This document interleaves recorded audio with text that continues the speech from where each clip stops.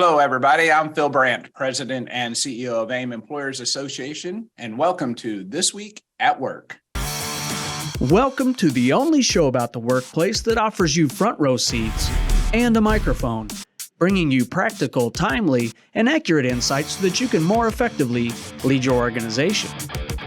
It's Thursday, February 16th, episode 218. Today, we discuss workplace investigations. You know that conducting thorough and fair investigations is critical to maintaining a positive work environment while ensuring that your organization complies with legal requirements. But they can be complex, sensitive, and time-consuming, so it's essential to approach them with a clear plan. So thanks for joining our conversation about how to navigate the investigation process effectively. Remember to grab the mic anytime, send us your questions, and take the poll. All this and more on This Week at Work.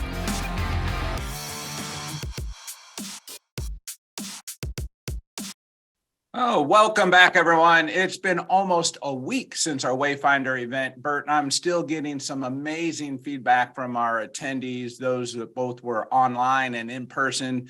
You know, in total, we had almost 350 people for that event. By and large, a very, very good, successful event. And the feedback has been amazing. Even getting some good feedback, Burt, from you and Sam did an excellent job in kicking off the employment law. That doesn't surprise me. But what did surprise me is the number of people who came up and said, hey, is Burt going to be here in person? And they were like, are you a real person? Are you a digital figure? And many, I guess, of our listeners of the program who haven't met you before in person weren't sure, but they were like, he is a real guy. Rest assured, Burt is real. Philbert, I'm not quite sure about, but we'll talk about that in the forum. That's a figment of our imagination. That's where we think we can be comedians. But yes, exactly.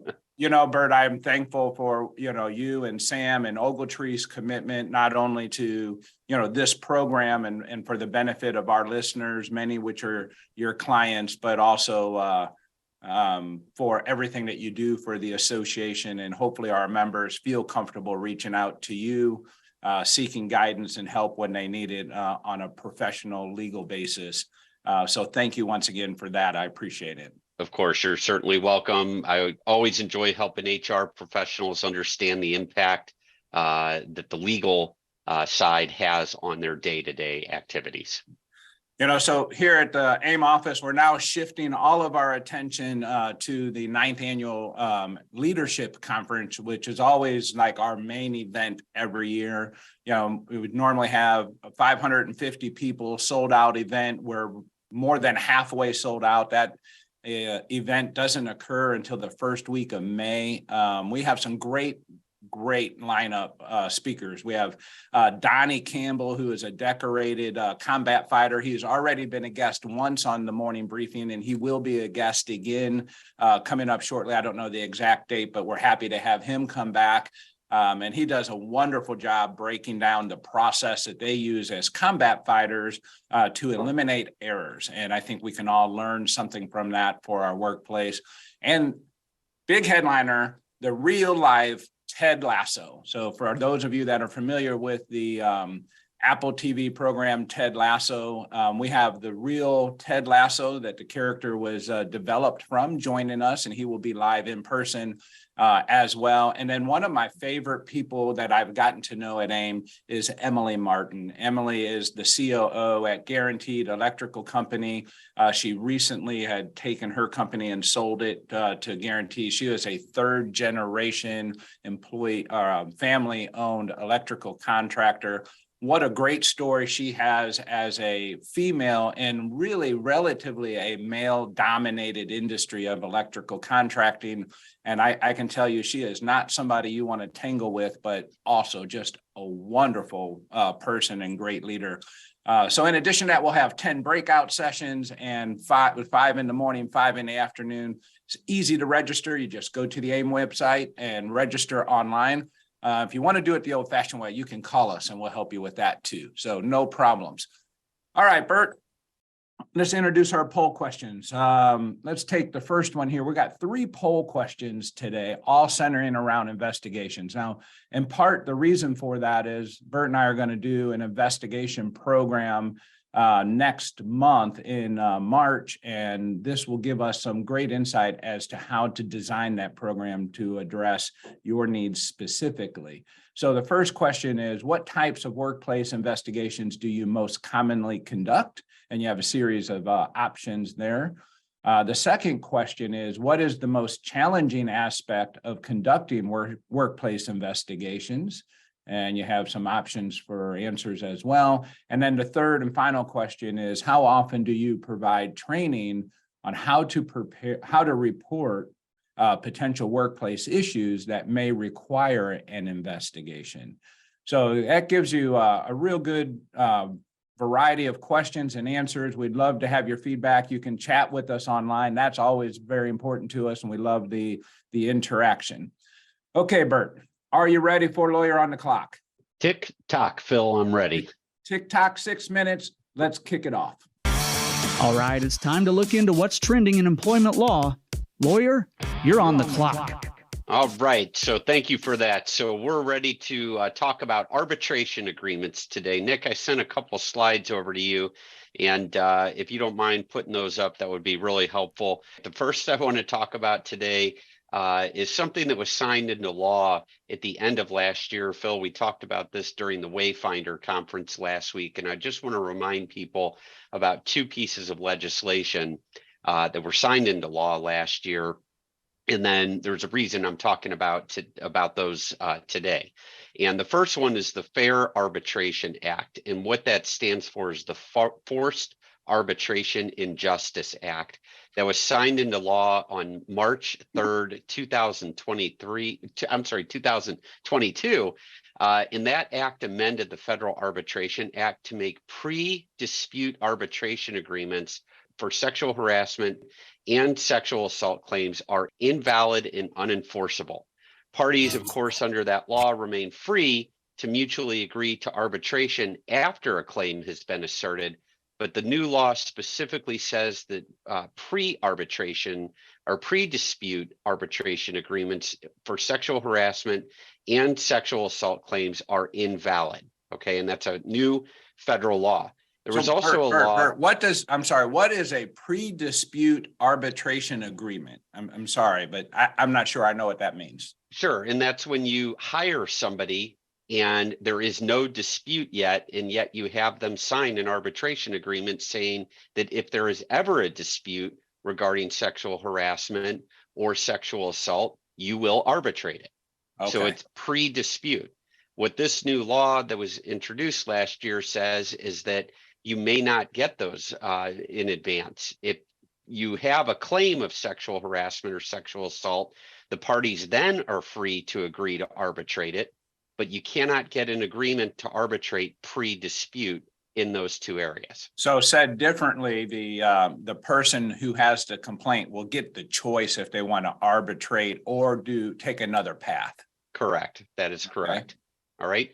Also in 2022, President Biden signed a law on December 7th, 2022, that renders pre-dispute, non-disclosure, and non-disparagement clauses judicially unenforceable with respect to sexual assault or sexual harassment disputes.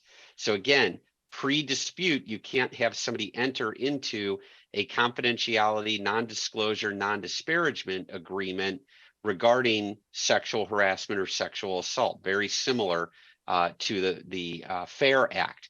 Now, why am I talking about these laws that were signed into effect late last year? And that is because our friends out in California, get ready for this, surprisingly, yesterday, a 3-judge panel of the 9th Circuit Court of Appeals struck down a California law that was very unique, not surprisingly, that limited the use of arbitration agreements in the workplace. There was a California bill, Assembly Bill 51, that prohibited employers from requiring job applicants or workers to sign arbitration agreements, period.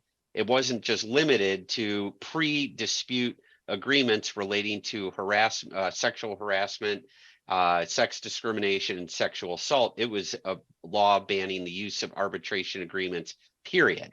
And this Court of Appeals panel, they had taken up a case in prior years in 2021 on this 2019 law, and a 3-judge panel had ruled at that time that the law was enforceable.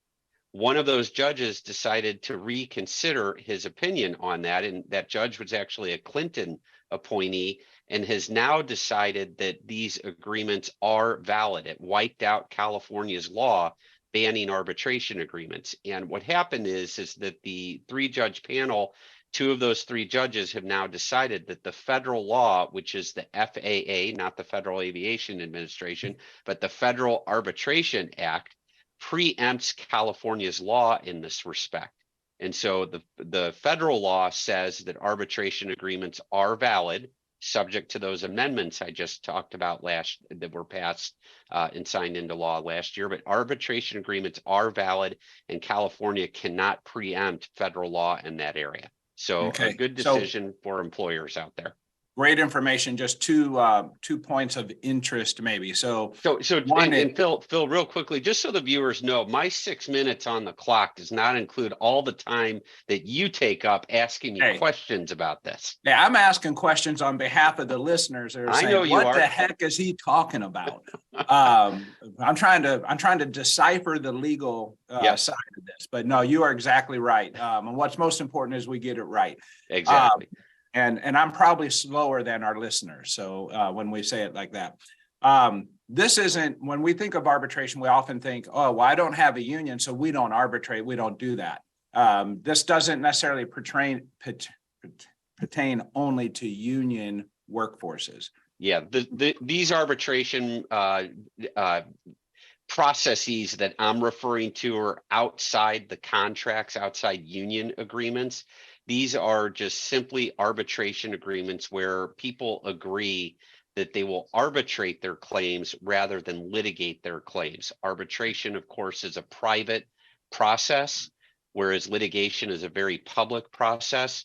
That's the policy goal behind the administration's signing of those laws that I talked about, is that they don't want serial harassers being protected by private process. They want serial harassers. If you engage in sexual misconduct at work, they don't want those claims being forced into arbitration. They want the victim to be able to decide whether it's a private process or not. And again, the idea is that if you have somebody who's a serial harasser, they need to be called out in public, and you know that therefore it might have more consequences for them if they're publicly shamed for their misconduct, and that would be that could lead to loss of their job. And so again, that's the policy goal behind it. Perfect. Thank you for that. Sure. You're back on the clock. All right. Thanks, Phil. So the next one I want to talk about is yesterday, our friends over at the Department of Labor issued some new guidance on telework or remote work under the Fair Labor Standards Act and the Family and Medical Leave Act. The guidance doesn't really change anything that we're already doing, but it is a good reminder. And I apologize. I said yesterday they issued it. They actually issued it last week on February 9. And what they do in this Field Assistant Bulletin number 2023-1 is they largely repeat longstanding principles under regarding what constitutes hours worked under the Fair Labor Standards Act. And they address meal periods, breaks, and off-duty periods in the Field Assistance Bulletin. They remind everybody that bona fide meal periods, typically 30 minutes or longer, in which an employee is quote unquote completely relieved from duty for the purpose of eating regular meals, are not hours worked. They remind employers that short breaks of 20 minutes or less are compensable hours worked, whether an employee is at the employer's work site or working from home. Of course, while an employer may speculate that its teleworking employees are more likely, excuse me, to take a greater number of short breaks throughout the day, to attend to personal matters than do their in-office colleagues. The field assistance bulletin emphasizes that such breaks, short breaks, are still hours worked.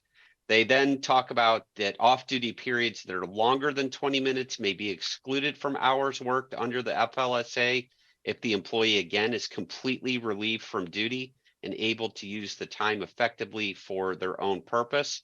There was a new law that was recently signed into law at the very end of last year called the PUMP Act for nursing mothers. And this field assistance bulletin reminds employers that the FLSA requires employers to provide employees reasonable break time to express breast milk. It does not require employers to compensate nursing employees for such breaks, but when an employer provides compensated breaks, an employee who uses that break time to pump must be compensated for the break, just like those other employees. And so what all of this is doing is reminding you that they really haven't changed anything for telework. But very importantly, and this kind of begs the question for employers is, well, how do we enforce these things when our employees are remotely working? And you just have to have, you have to impress upon your employees that they must accurately keep their time if they are remotely working.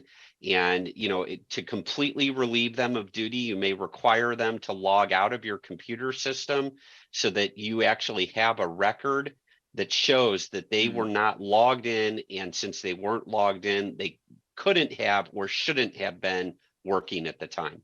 Yeah, that's a good practice right there.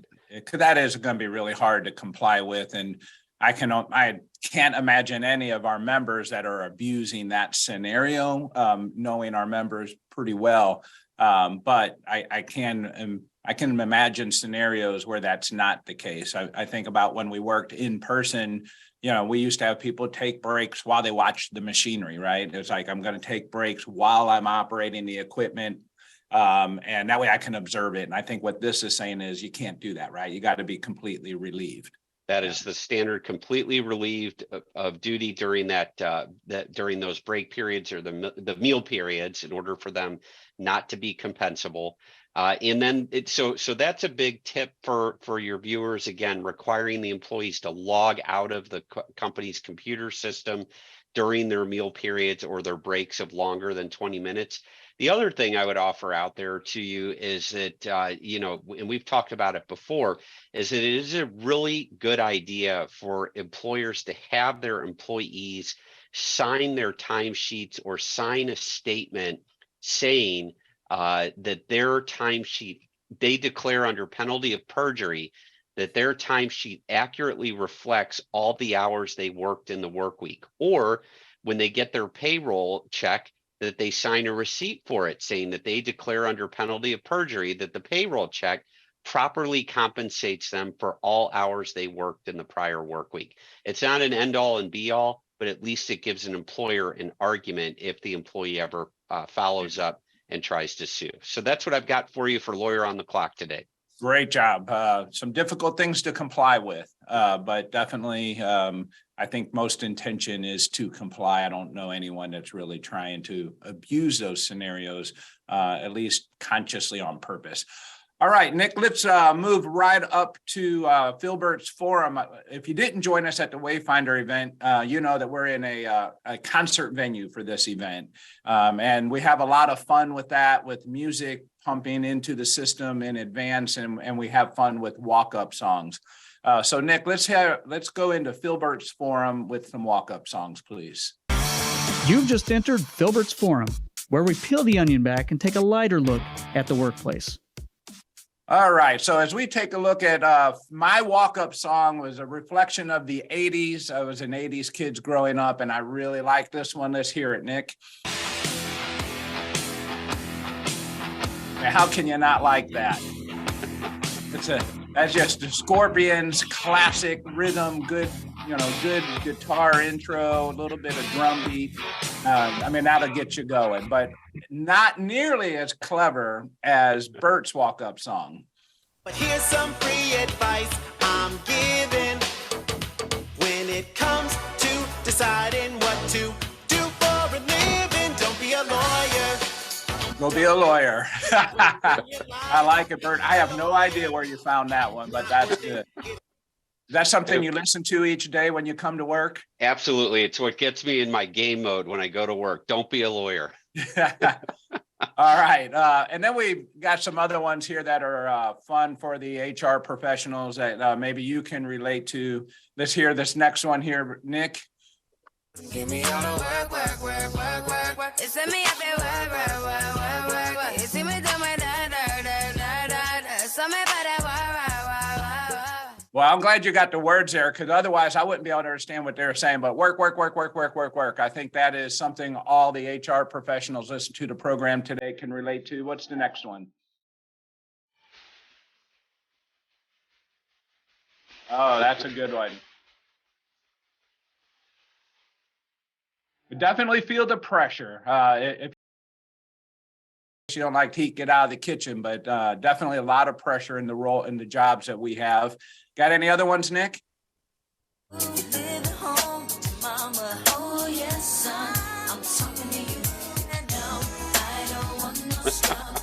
I don't want to be a scrub. I like it. All right. That's a really good one. And I think we have one more to go, maybe. Hey, I just met you, and this is crazy, but here's my number, so call me maybe. So here's my number. Call me maybe. I like it. Those are some great walk-up songs and HR professional songs. The only one we didn't have, probably the most popular work-related song for me, is Working 9 to 5. That's Dolly Parton. She does a great job with that. But that's Filbert's Forum, having some fun with music. Let's move on, Burt, to our topic, and let's kick it off with the poll results that we have, Nick, for investigation. So, Wow, look at that. Go ahead. Yeah, the Wow. first one here is, what types of workplace invest do you do most commonly?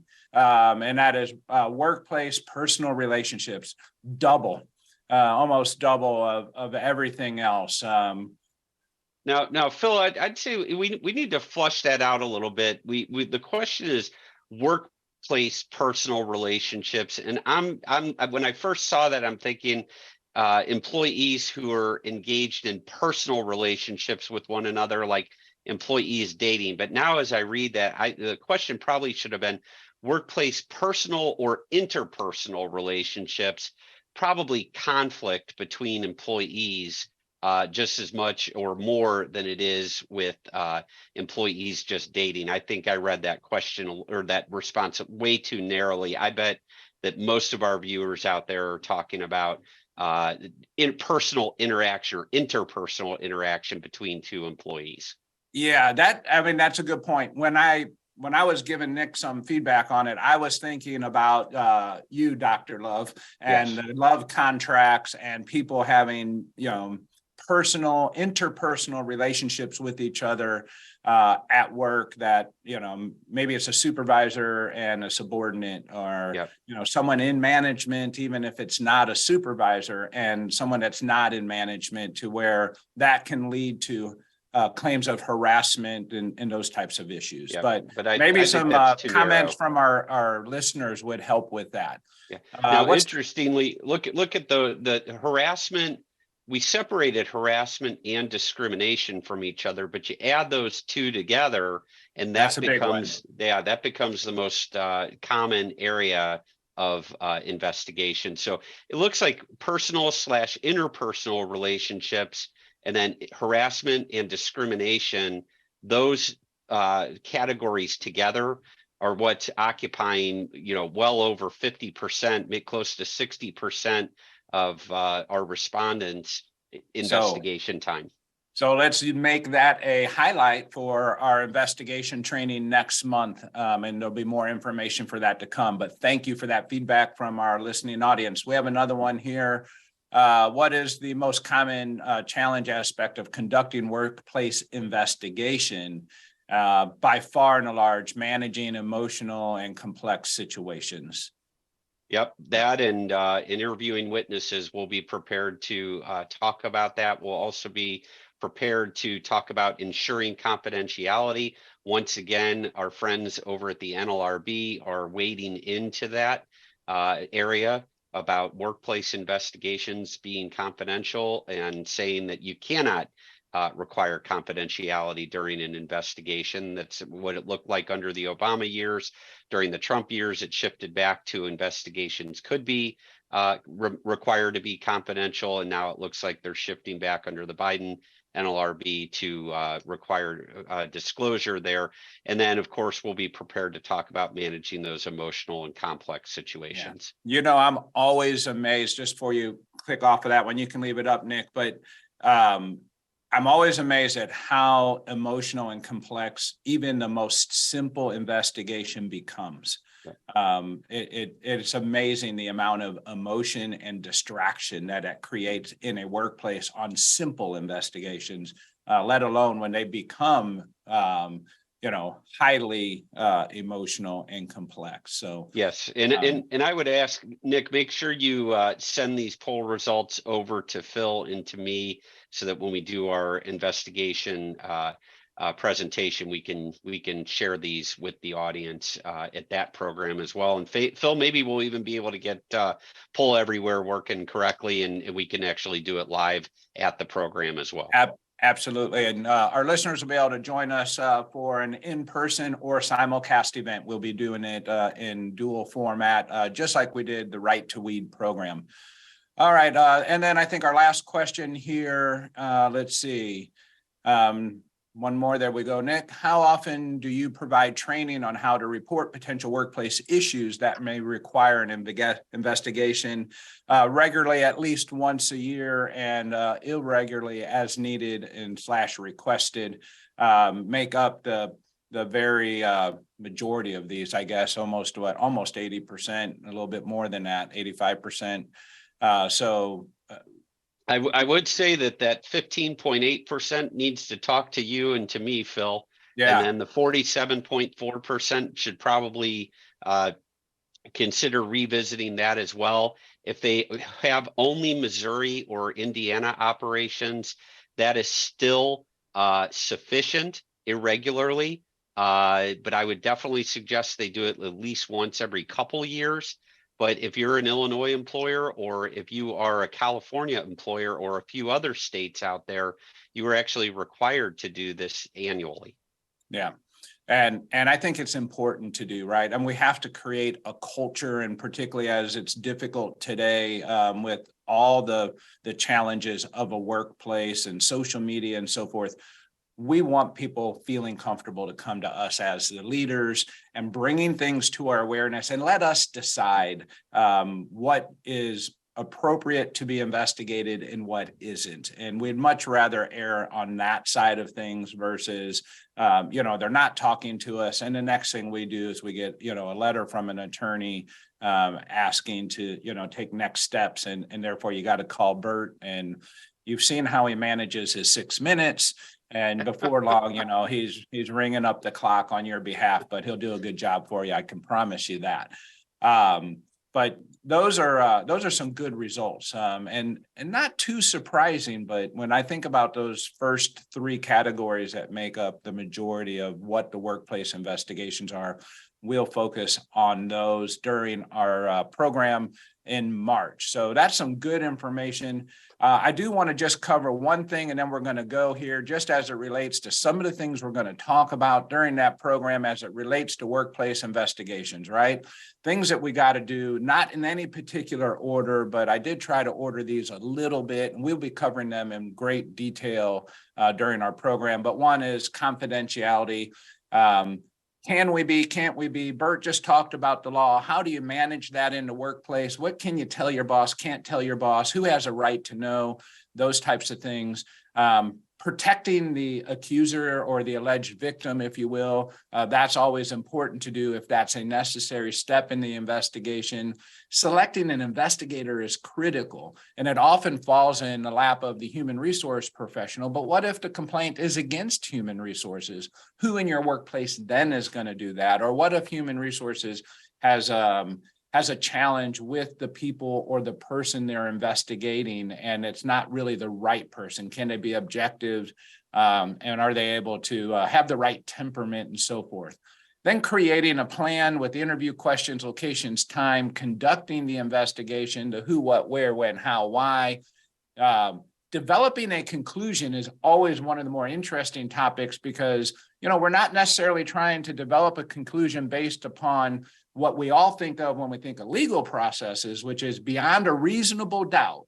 And I'll have people go, well, it's not unreasonable, but, that's not really what we're doing an investigation for and not what we're basing conclusions on. Then we have to take action, write a summary and follow up. Of course, we'll be covering that and so much more in March. But that's a simple outline of a basic investigation. Burt, is there anything you would add to that? No, well, yes, there's quite a bit I would add to it. You will add to it, yes. Yeah, we'll do that in the program in late March. But yeah, I think that we just want to make sure that we've got a procedure in place, and it doesn't need to be a rigid procedure, but a procedure in place that we generally follow when some sort of complaint or issue comes in that needs investigating. We don't want it to be a great point. We don't want it to be haphazard. We want to have some forethought put into this on generally how we're going to investigate. Every investigation is different, which is why I don't like a rigid mechanism, but there are certain steps that every single investigation should follow. Yeah, and we'll tell you why that procedure is important when you join us in March, because that is an important part of the process, and consistency, I know, is something I'm going to hear you talk about then. So yes. Thank you, Burt, for joining us today. I did enjoy your walk-up song. You and Sam did a great job. I very much appreciate it. Producer Nick, you all did a wonderful job producing the show last week on the simulcast. Thank you for that. And we will be back here next week at 7:30 Central Time. See you then. Thank you once again for tuning in to This Week at Work. If you enjoy the show, please share it with your colleagues. Forward our invites. Share the link aimea.org/thisweekatwork, or follow or subscribe wherever you get your news and entertainment, like LinkedIn, YouTube, Spotify, Apple Podcasts. We're everywhere you are. And you can be part of the show. Send your questions and comments anytime to info@thisweek.work. We'll see you next week, 7:30 a.m. Central Time, when we discuss what's happening this week at work.